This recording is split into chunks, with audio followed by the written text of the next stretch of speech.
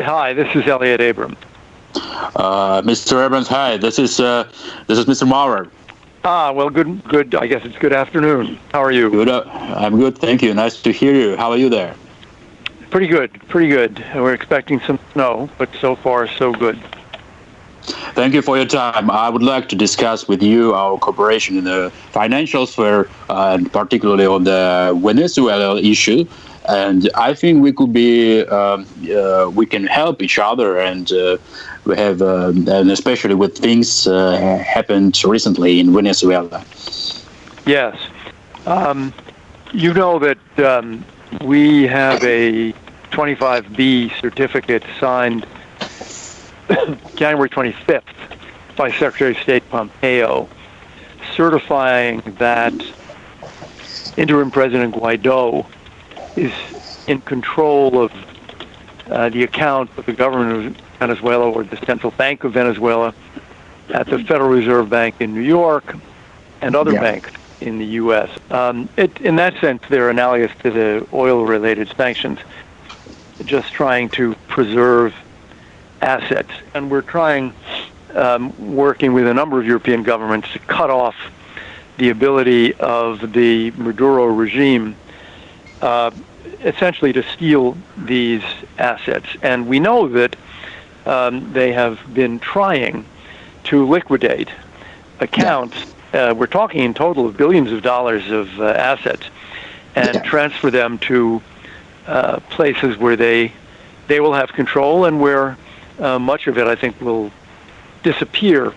So from our point of view, we wanted just to assure that you were aware of all this, and that you would be applying a very high level of scrutiny to Venezuelan government or central bank accounts, so that the assets cannot be reached and taken away. Yeah, I understand that. I'm aware about that. And so I would like to let you know that we have recently, our Attorney General has opened a case on the investigation of corruption in Venezuela. So we are closely monitoring possible financial irregularities. So, and you know, in our banks there are accounts of PDVSA, and I know that in the US their assets of this company are now frozen. So in Switzerland, they have accounts in several large banks. So what is the status of those accounts now? The PDVSA accounts, any government accounts of Venezuela, central bank accounts of Venezuela. What is the status in Switzerland today? So they have a very large amounts. So they keep their money in several large banks in our country. For example, Limpopo Bank. Part of the money came from Russia under contracts for oil production. So, however, we have not found any violations in this yet. So everything is clean. But I don't know what to do with that. So what do you think should be done in this case? So I think everything should be frozen. Absolutely frozen, because just to make sure that they stay where they are. So that's our view. I have the same opinion, but you know, we need to have serious ground to do that. So I know that Russia has invested billions in the Maduro regime, so especially in the oil and gas sector. So that's a problem, because we have some pressure. Yes, no doubt. We have now, I think the number is 52 governments, including 24 of the 28 in the EU, that recognize Guaido as the legitimate president of Venezuela. I don't know what the Swiss government has done, or if it has made any statement in this respect. But from our viewpoint, and that of 50 other governments, the Maduro regime at this point is an illegitimate regime, and it has no right to dispose of or to move those assets. And there is the risk for any Swiss bank that hands those assets over. There is the risk of future litigation from the future legitimate government of Venezuela, that the bank allowed those assets to be, in essence, stolen. Yeah. So yes, we can do the same, and we can freeze assets, but we don't know on which ground. Maybe you can tell us. And there is another point. We know that Mr. Guaido took the power of the president until February 23. So after 23, they'll be over, as I know. And if we recognize him... Right, let me interrupt to say that is not... that's a very interesting question, actually, which we also asked. And the National Assembly, which all of these Western governments recognize as the only legitimate elected body in Venezuela, has actually passed a resolution saying that the 30 days will not begin until Maduro is out, and has stated that Guaido would remain the interim president. We can get you a copy of that resolution on the part of the Venezuelan National Assembly. Mm-hmm. That's Anthony, can you take note of that? Yep, just did. Good. Okay. Good. Yeah, and Now, just wanted to add one small thing, and this also comes without litigation. It also comes with high reputational risk for banks when they're dealing with the Maduro regime. Just wanted to throw that out there. Okay, I understand it. What would you see what we've done? I mean, with the official notice to the Fed in New York and other American banks.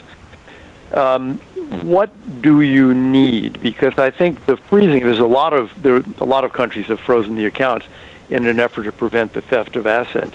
Well, maybe something like a statement of the President Trump. Maybe about that. Maybe his statement and will help us. We can do that, and we can also get you the actual the 25B notice to the Fed. The New York Fed. Okay. Yeah. Okay. And you know, I worry. What I worry about. So if Mr. Guaido will lose the war with Maduro, and we could look like fools. I don't think so. I mean, I guess what I'd say is this: there are a number of governments that have not yet made this decision. In the Organization of American States, for example, we have not yet done the credentials fight that we will do. Same in the UN. But what certainly I would say the Swiss government can take note of is that this is a dispute, with most Western governments having taken a side in this dispute. And if there is a dispute, then it would seem that the better wisdom would be to freeze the accounts. By the way, I'm worried about Russian participation in this case. You know that they have some pressure on us. By the way, you're giving the money. They concerned about money of Maduro, and they worry that you will give that money to Mr. Guaido, their personal accounts. Right. Well, we will be talking. We have been talking to them, but we'll be talking to them again this week and in coming weeks about this. Yes. Also, I want to share some information that will be definitely important to you. It looks like we found the personal accounts of the Venezuelan leadership. So it's highly likely that the family of Mr. Maduro and his inner circle, including the military elite, in recent years, Maduro's accounts have received large amounts of money from Russia, and now they send big tranches to our banks, And there is another aspect. In our banks, there are secret accounts of Mr. Quevedo, and if we close them, we will have problems with OPEC. Tell me, these accounts, now, it's really not possible that the monies in these accounts are gotten legally. I mean, the president of a country cannot have hundreds of millions of dollars in a personal account, nor can all. Not his personal account, but it's money of his inner circle. Right, and we've actually found some accounts like that in the U.S. in the past months and years, and we've been able to freeze them. When you find these accounts, and there is an obvious reason to believe that the money is a product of illegal activities, in this case corruption, what does Swiss law require you to do? We are sure that we will freeze that. Of course. And then I guess there's a long legal process to determine. I think let me see. It depends on card. It depends on concrete case. Right. But for those accounts that you have mentioned, that you've identified as members of the inner circle, you are going to freeze those. Yes, if we will find the real reason. Okay. Yeah, but if you will provide us all data, so we will freeze and. Okay. What does that mean when you say what kind of information do you want? I mean, it's if that money were created by crime or with another information. I mean. Yeah. I mean, it's kind of obvious in this sense. If you are a public servant in Venezuela, there's no possible legal way that you could have acquired these amounts of money. Anyway, we will get on this as well. What is the best way to be in contact with you? Is it email? I think the best way is be in touch with your assistant. I also think that maybe I need to make a phone call with Mr. Guaido and discuss some problems with him. That's a very good idea. Now, you'll need a translator, I think. Okay. Because he only speaks Spanish. It's not a problem. We have a lot of interpreters, so. But I do. I mean, he has spoken to many European heads of government, and I'm sure that he would be happy to have this conversation about safeguarding assets. Okay, and so you have you are in touch with him. Yes. Okay. And also, I really would like to tell you, I really concerned about the situation in Venezuela, and I hope that military action in the country will not begin. You know, I have my opinion.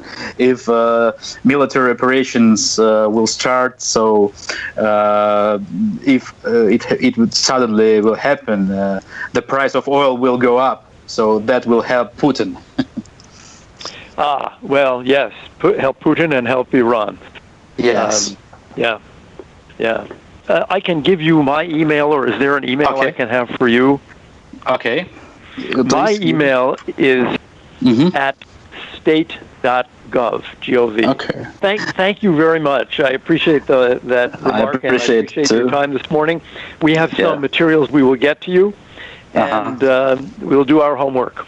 Thank you. Okay, let's be in touch. I will send you a test email. Thank you, Mark. Thank you. Bye.